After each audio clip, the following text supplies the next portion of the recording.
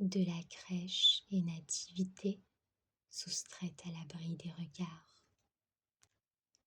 Lorsqu'il arrive au monde, Yeshua, Issa, que la paix soit sur lui, sa présence est pressentie, elle est annoncée par les êtres de lumière, mais aussi par des gens de l'ombre qui en ont l'information. Le roi au pouvoir, qui apprend la venue de l'enfant venant de Dieu, fera tout pour l'en empêcher. C'est ce qui pousse la famille de Dieu à s'enfuir grâce au message reçu de l'ange afin de mettre au monde l'enfant tant attendu.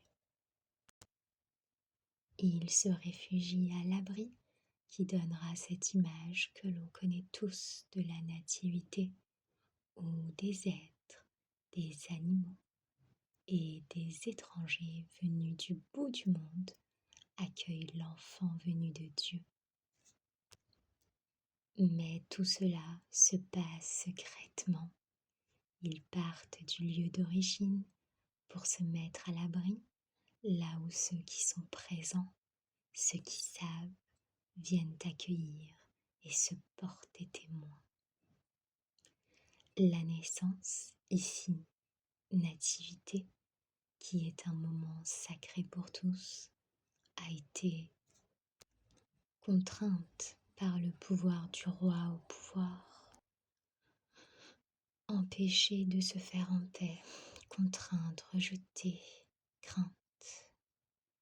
C'est aussi cet obstacle vécu par les témoins d'antan qui est porté en ce moment et que l'on peut voir émerger quelquefois, non pas partout, car en certains lieux, tout cela est grandement exposé, notamment dans des endroits dédiés à cela.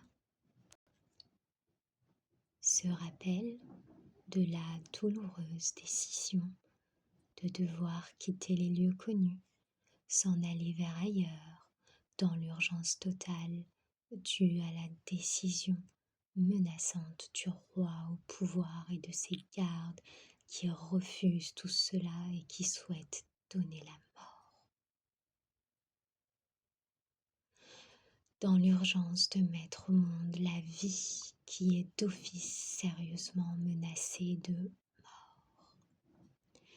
Des menaces sérieuses et bien réelles, puisque le roi n'en démord pas.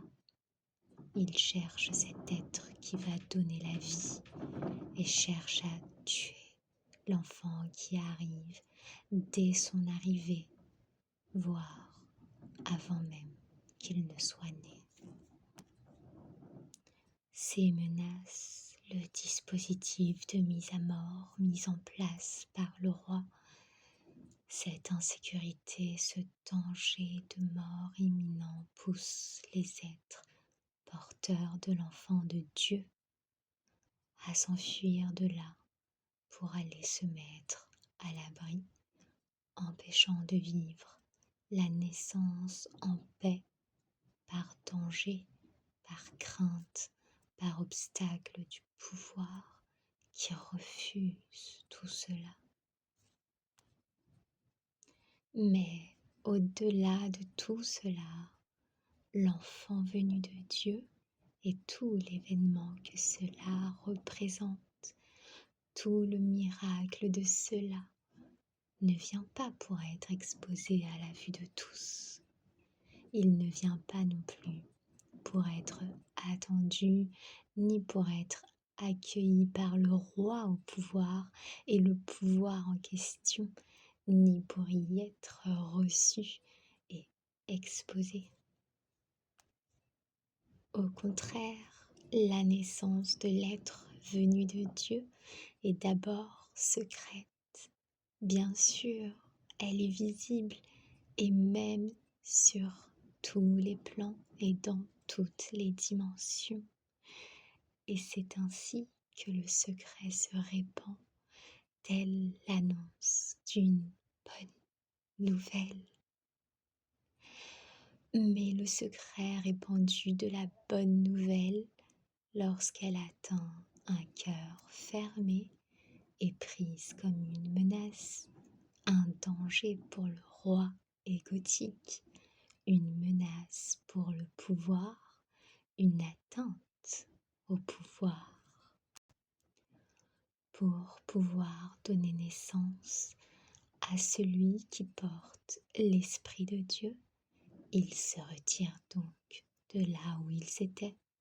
Il se soustrait à la vue du pouvoir, à la vue des gardes qui sont à sa recherche et qui cherchent à arrêter le processus divin en cours. Il se soustrait à la vue d'un roi au pouvoir qui refuse cette arrivée, qui refuse le message jusqu'à même en vouloir sa mort, fût-il l'être venant de Dieu. Quant aux êtres de foi en soi, il ne s'agit pas tant de l'exposer là où règne le pouvoir, mais d'abord d'aller rechercher l'abri en soi qui permet au divin en soi de naître et ensuite de s'abriter en âme et conscience avec l'Esprit divin qui vient de naître. En communion avant tout avec Dieu, la conscience est l'être porteur de l'Esprit divin qui vient de naître. De reconnaître ce que Dieu a mis au monde, ce que l'être a mis au monde. Car l'avènement du divin sur terre, comme de l'esprit en chacun, de la conscience et aussi de la conscience du bien et du mal qui permettra de se reconnaître sur terre, est toujours un miracle de Dieu qui demande recueillement ou communion, de retrouver en soi le sacré, de se souvenir de cette arrivée de l'Esprit divin dont il est porteur, de retrouver en soi tout cela, loin du tumulte et des dérives et déviations.